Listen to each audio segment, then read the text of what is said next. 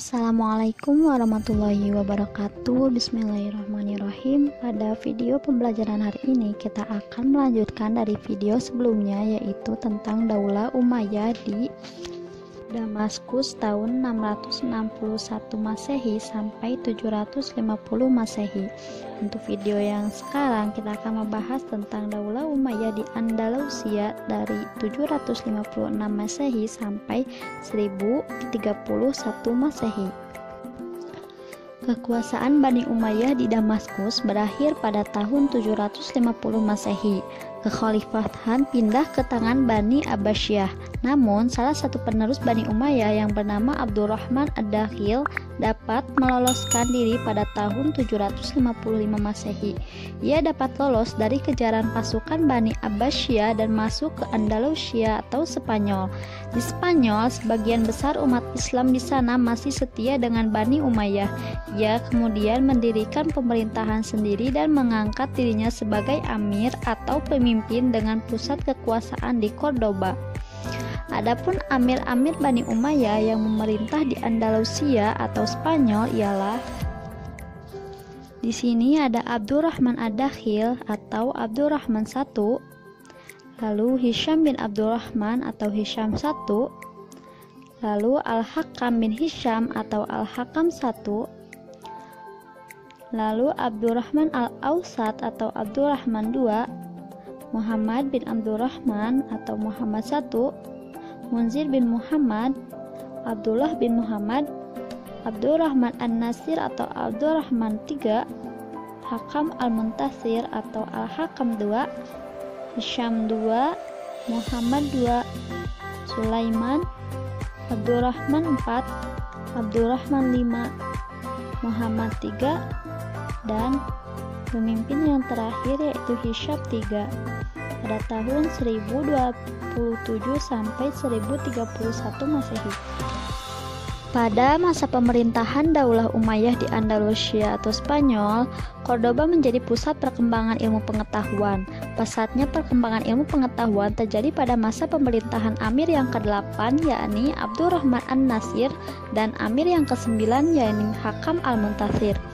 Kemajuan ilmu pengetahuan dan kebudayaan di kota Cordoba ditandai dengan adanya Universitas Cordoba. Universitas ini memiliki perpustakaan dengan koleksi buku mencapai 400.000 judul. Pada masa kejayaannya, Cordoba memiliki 491 masjid dan 900 pemandian umum.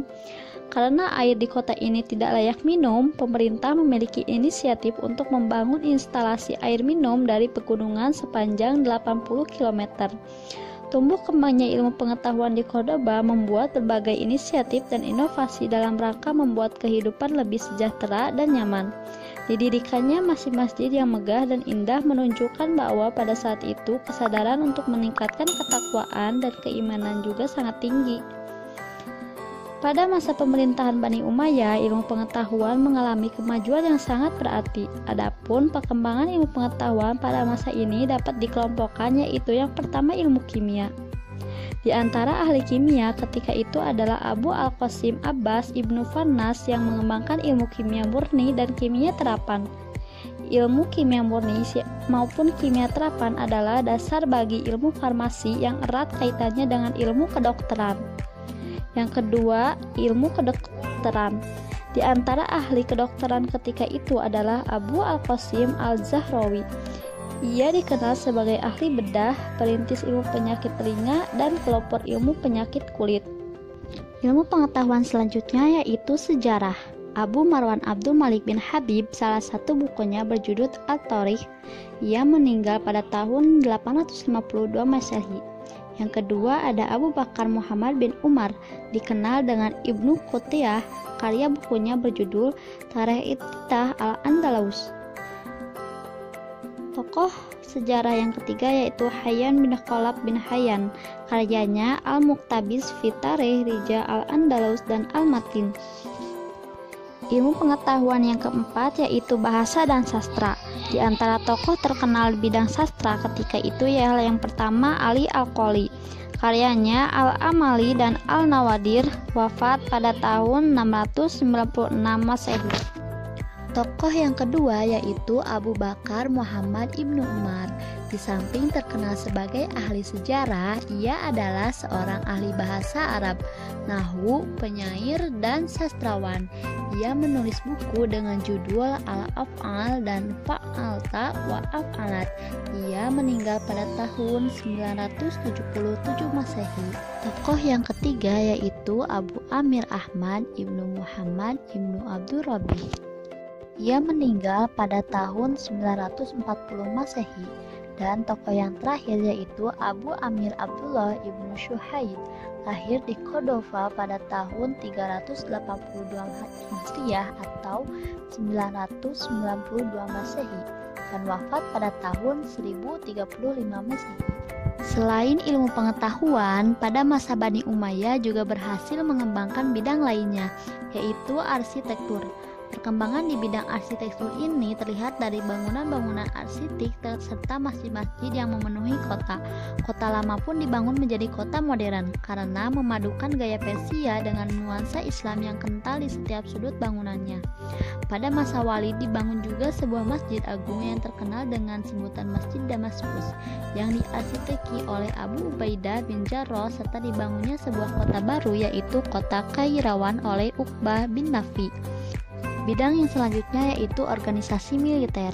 Pada masa pemerintahan Bani Umayyah ini, militer dikelompokkan menjadi 3 angkatan, yaitu Angkatan Daratan atau disebut dengan Al-Jund, Angkatan Laut atau disebut dengan Al-Bahiriyah, dan Angkatan Kepolisian. Bidang selanjutnya yaitu perdagangan. Setelah Bani Umayyah berhasil menaklukkan berbagai wilayah, jalur perdagangan menjadi semakin lancar. Ibu kota Basra di Teluk Persia pun menjadi pelabuhan dagang yang ramai dan makmur. Begitu pula kota Aden. Bidang selanjutnya yaitu kerajinan. Ketika Khalifah Abdul Malik menjabat, mulailah dirintis pembuatan tiras atau semacam bordiran, yaitu cap resmi yang dicetak pada pakaian khalifah dan para pembesar pemerintahan. Nah, sekarang kalian tentunya menjadi semakin tahu bahwa kemajuan yang dicapai oleh Bani Umayyah tidak lain karena semangat umat Islam dalam menggali dan mengembangkan ilmu pengetahuan. Dengan mempelajari sejarah pertumbuhan ilmu pengetahuan ini diharapkan dapat memberikan pengaruh terhadap akhlak kita dalam kehidupan sehari-hari. Terima kasih. Wassalamualaikum warahmatullahi wabarakatuh.